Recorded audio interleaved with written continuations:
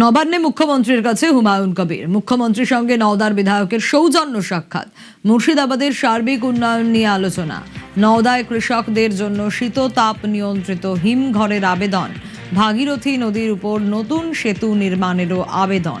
মুখ্যমন্ত্রীর কাছে আবেদন জানান বিধায়ক হুমায়ুন কবির। এই হুমায়ুনকেই তো মাসখানেক আগে উস্কানিমূলক মন্তব্য করতে দেখা গিয়েছিল। পাল্টা বিধানসভা থেকে হুঁশিয়ারি দিয়েছিলেন মুখ্যমন্ত্রী। সেই হুমায়ুনেরই এখন সুর নরম। আমি আমার রাজনৈতিক প্ল্যাটফর্ম থেকে একটা স্লিপার টান, যেটা আমি মুসলিমদের নিয়ে মাঠে নামবো বলেছিলাম, সেটা আমার রাজনৈতিক কর্মীদের, এজিউপির কর্মীদের নিয়ে মাঠে নাম আমার কথাটা বললে আমার মনে হয় সেটা সঠিক ছিল। কাজেই মানুষ মাত্রই বক্তৃতা দিতে গিয়ে অনেকেই অনেক কথা বলেন। আমি মনে করি উনি বিধানসভায় যেটা বলেছেন সেটাও ঠিক।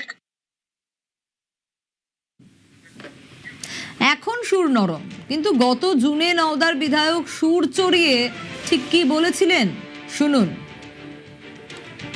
আমি যেদিন ময়দানে মুসলমানদের নিয়ে নেমে যাব না, সেদিন এমন সাটা ভাঙা মাছ শুরু করব যে আপনাদের পতাকা বহন করার লোক থাকবে না। কেস ওরকম কেস আমাদের বহুবার জেল খাটা আছে। ক হাজার লোককে আপনি বহরমপুর সেন্ট্রাল জেলের যে আয়তন, তাতে 4700-এর বেশি 4800 লোক ধরে না।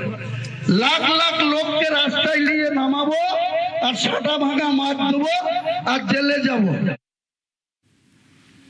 পালা বদলের সরকারের আমলেই হুমকি হুঁশিয়ারির দিন যে শেষ, বিধানসভায় দাঁড়িয়ে সেটা হুমায়ুন কবিরকে বুঝিয়ে দিয়েছিলেন মুখ্যমন্ত্রীও। এই যে নওদার এমএলএ যে ভাষায় কথা বলে, তা আপনাদের পাপের ফল। বলছে 4700 জেল, তাই নাকি? আপনাকে কেমন সবক শিখাতে হয় এই সরকারের মুখ্যমন্ত্রী শেখাবে। আচরণ ভদ্র করুন, ভাষা সংযত করুন। কিন্তু সন্দেশখালীর বেতাজ বাদশা, জীবন তলার খুনি, যখন যে দল আসে সেই দলে চলে আসে। এনআইএ তোলার আগে আমাকে 4 বার মেসেজ করেছে, ক্ষমা কি করবেন না? আর আমি ক্ষমা করার কেউ নই।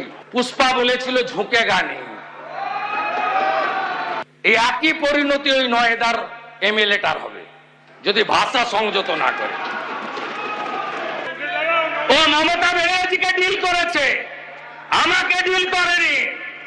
আমাকে ডিল করতে হবে ওকে।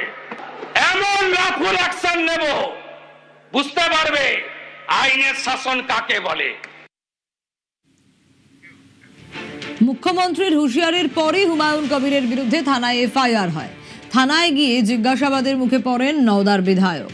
জুনে উস্কানি, অগস্টে সুর নরম হুমায়ুনের।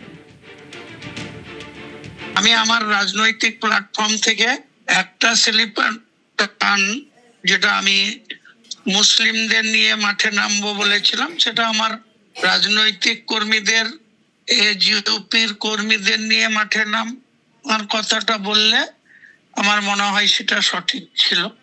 কাজেই মানুষ মাত্রই বক্তৃতা দিতে গিয়ে অনেকেই অনেক কথা বলেন। আমি মনে করি উনি বিধানসভায় যেটা বলেছেন সেটাও ঠিক।